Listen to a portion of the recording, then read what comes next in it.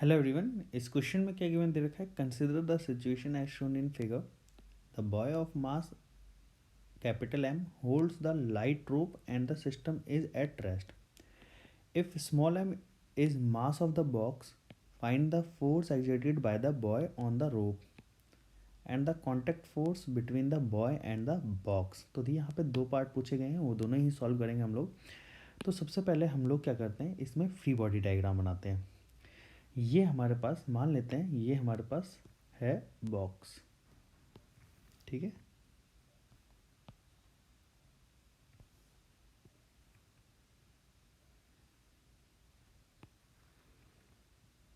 ठीक है, ये हमारे पास बॉक्स है।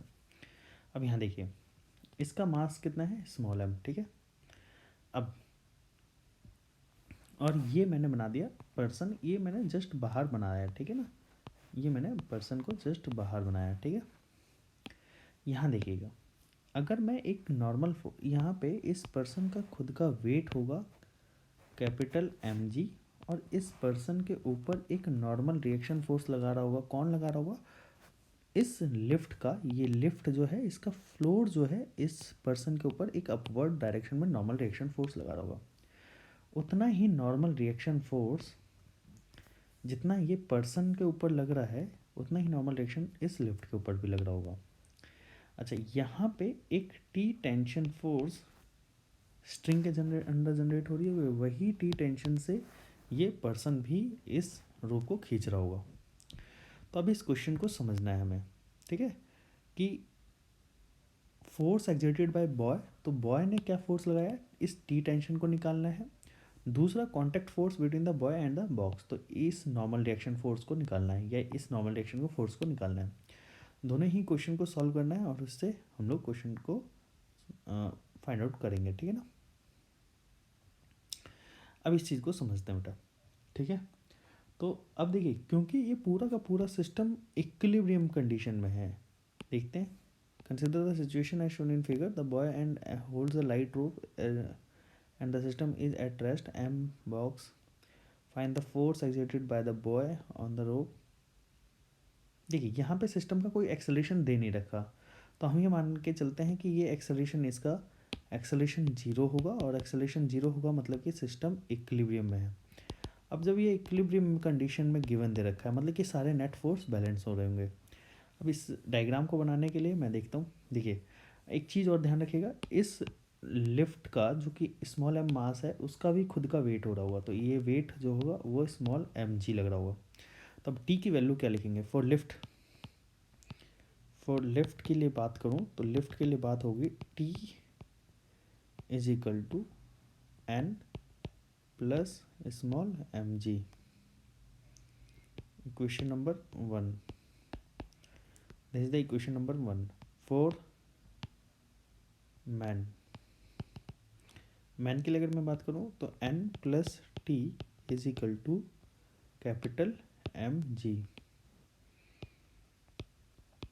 इक्वेशन नंबर 2, मेरे को क्या करना है? देखिए, यहाँ से मैंने टेंशन की वैल्यू उठा के इसके अंदर पुट कर दी, तो ये जो टेंशन की वैल्यू है मैं यहाँ से उठा के पुट करूँगा, तो एन की वैल्यू क्या आ जाएगी हमारे पास?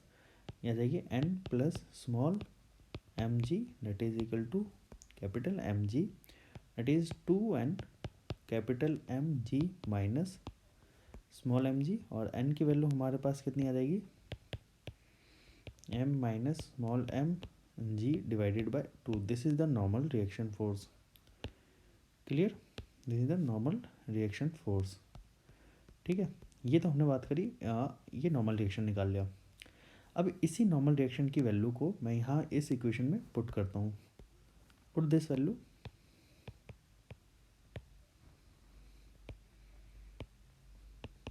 इन इक्वेशन 1।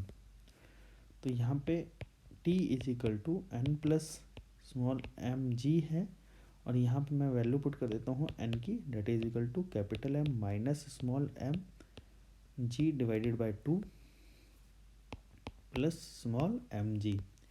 जब आप इसको सॉल्व करोगे तो ये आ जाएगा t is equal to capital M minus small capital M G, यहाँ पे minus small M G plus 2 mg divided by 2। तो टेंशन की वैल्यू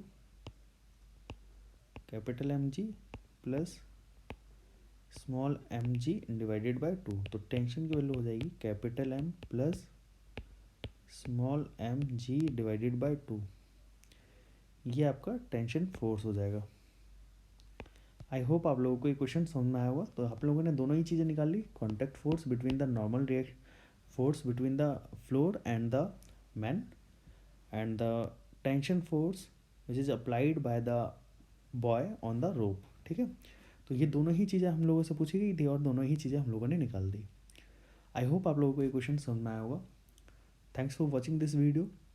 और अगर चैनल को सब्सक्राइब नहीं किया है तो चैनल को सब्सक्राइब जरूर कर